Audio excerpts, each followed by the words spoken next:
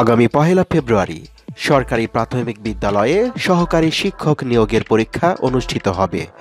MCQ পদ্ধতির লিখিত পরীক্ষা নিতে ইতিমধ্যেই সার্বিক প্রস্তুতি গ্রহণ করেছে প্রাথমিক ও গণশিক্ষা মন্ত্রণালয়।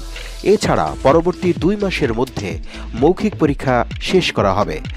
প্রাথমিক শিক্ষা অধিদপ্তরের মহাপরিচালক ডক্টর মোহাম্মদ আবু হেনা মুস্তফা কামাল এ তথ্য নিশ্চিত করেছেন। এবার প্রাথমিকে সহকারী শিক্ষক নিয়োগ পরীক্ষায় ২৪ লাখের বেশি চাকরি প্রত্যাশী আবেদন করেছেন।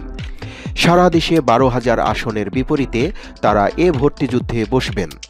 সংশ্লিষ্ট সূত্রে জানা গেছে, গত বছরের ডিসেম্বর মাসে নিয়োগ পরীক্ষা শুরু হওয়ার কথা থাকলেও নানা কারণে তা পিছিয়ে যায়।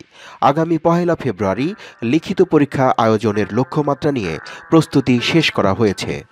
এছাড়া পরবর্তী ২ মাসের মধ্যে মৌখিক পরীক্ষা শেষ করার চিন্তাভাবনা রয়েছে বলে জানা গেছে। আগামী সপ্তাহে মন্ত্রণালয়ে নিয়োগ সংক্রান্ত সভা বসার কথা রয়েছে। সেখানে এ বিষয়ে চূড়ান্ত সিদ্ধান্ত হবে। লিখিত পরীক্ষার পর নতুন করে আরও ১০,০০০ শিক্ষক নিয়োগ কার্যক্রম শুরু হবে বলে সূত্রে জানা গেছে বর্তমানে সারা দেশে প্রায় ৬৪,৮২০ সরকারি প্রাথমিক বিদ্যালয় রয়েছে। তার মধ্যে প্রায় ১২,০০০ সহকারী শিক্ষক শূন্য রয়েছে। এ কারণে নতুন করে আরও ১২,০০০ সহকারী শিক্ষক নিয়োগের সিদ্ধান্ত নেওয়া হয়। পুরনো নিয়োগ বিধিমালা অনুসরণ করে নিয়োগ বিজ্ঞপ্তি প্রকাশ করা হয়।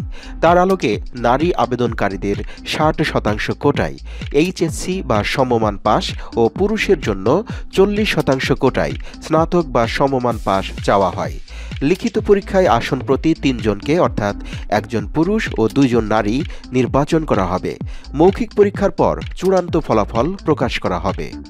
প্রার্থীরা dpe.teletalk.com.bd ওয়েবসাইট থেকে প্রবেশপত্র ডাউনলোড করতে পারবেন। এছাড়া ওএমআর শীট পূরণের নির্দেশাবলী এবং পরীক্ষা সংক্রান্ত অন্যান্য তথ্য ওয়েবসাইট www.dpe.gov.bt তে পাওয়া যাবে।